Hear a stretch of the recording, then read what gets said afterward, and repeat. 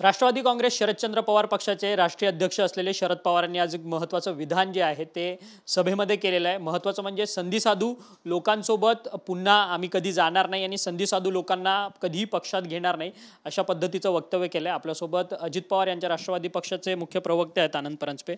शरद पवारांनी विधान केलेलं आहे कारण की दोन्ही राष्ट्रवादी एकत्र होणार अशा वारंवार चर्चा होत्या आणि त्यात शरद पवारांनी एक महत्त्वाचं विधान केलं की संधी साधूपणा आणि भाजपसोबत गेलेल्या लोकांना आम्ही सोबत घेणार नाही असं ते म्हणतात आहेत। आता असं आहे की आदरणीय शरदचंद्रजी पवार साहेब हे देशातील ज्येष्ठ नेते, त्यामुळे त्यांनी आपलं मत मांडलं, तो त्यांचा अधिकार आहे।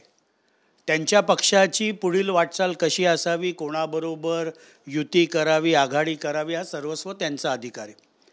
पण राष्ट्रवादी काँग्रेस पक्षाची आमची भूमिका स्पष्ट आहे की ज्यावेळेला आम्ही 2 जुलै 2023ला वेगळा राजकीय निर्णय घेतला, आम्ही महाराष्ट्रामध्ये युतीचा घटक पक्ष आहोत आणि केंद्रातील NDA सरकारचा आम्ही घटक पक्ष आहोत आणि आमच्या भविष्याची वाटचाल ही महायुतीमध्ये आणि NDA मध्येच माननीय अजितदादा पवार साहेबांच्या नेतृत्वाखाली राहणार आहे। त्यामुळे आमची भूमिका स्पष्ट आहे। त्यांनी काय म्हणावं, काय भूमिका घ्यावी, हा सर्वस्वी त्यांचा अधिकार आहे। परंतु दोन्ही राष्ट्रवादी एकत्र होणार यावरती सातत्यानं चर्चा होत होती, परंतु आता या गोष्टीला पूर्णपणे शरद पवारांकडनं देखील फुल स्टॉप आलाय असं म्हणावं का? शेवटी असं आहे की अशा प्रकारची कुठलीही चर्चा किंवा अशा प्रकारचा कुठलाही प्रस्ताव त्यांच्याकडनं कधीच आला नव्हता। हे वारंवार आमचे प्रांताध्यक्ष खासदार सुनील तटकरे साहेबांनी देखील माध्यमांसमोर बोलताना स्पष्ट केले। त्यामुळे कधी असा प्रस्तावही नव्हता, कधी अशी चर्चाही नव्हती। आमची राजकीय भूमिका स्पष्ट आहे। आमचा राजकीय जो मार्ग आहे हा महायुती आणि NDA मध्येच आहे, एवढं मात्र आमची भूमिका स्पष्ट आहे।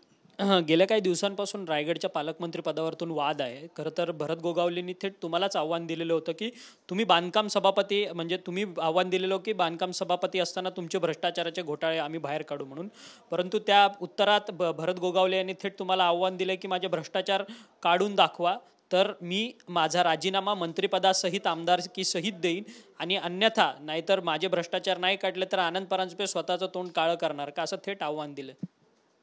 रायगडच्या पालकमंत्रीपदाबाबत राष्ट्रवादी काँग्रेस पक्षाची भूमिका ही पहिल्या दिवसापासून अत्यंत संयमाची आणि जो निर्णय राज्याचे मुख्यमंत्री माननीय देवेंद्र फडणवीस साहेब घेतील तो निर्णय राष्ट्रवादी काँग्रेस पक्षाला मान्य असेल अशा प्रकारची होती।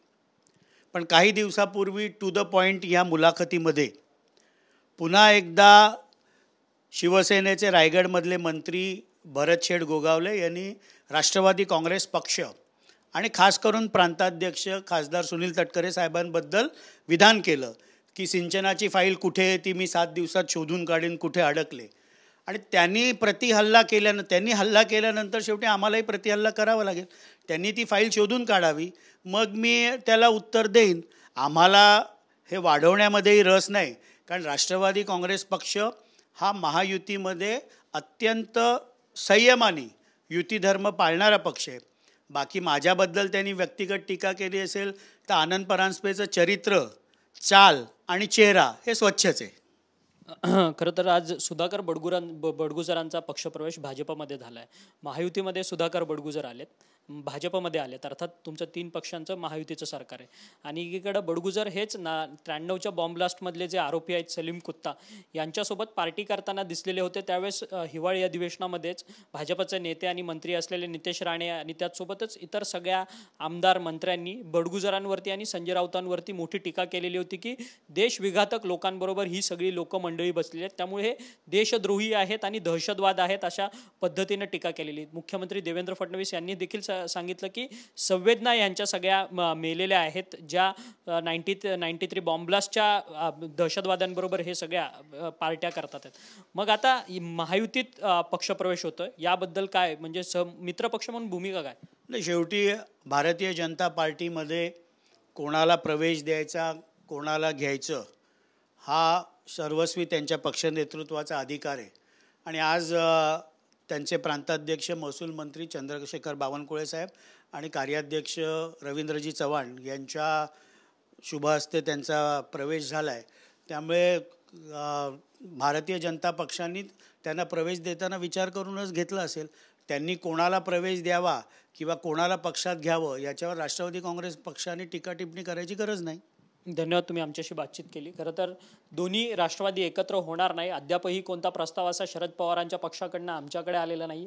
त्यामुळे शरद पवारांनी जे विधान केलेलं आहे ते विधान मात्र ते त्यांच्या शरद पवारांपर्यंत आहे. त्या विधानाचा आणि आमच्या पक्षाशी काही संबंध नाहीत. आमच्या पक्षाची एक वेगळी स्वतंत्र वाटचाल आहे असं मत जे आहे ते प्रवक्ते आनंद परांजपे यांनी आपल्याशी बोलताना व्यक्त केलं. व्हिडिओ जर्नलिस्ट आदिलसह अक्षय मंकणी, TV9 मराठी, मुंबई.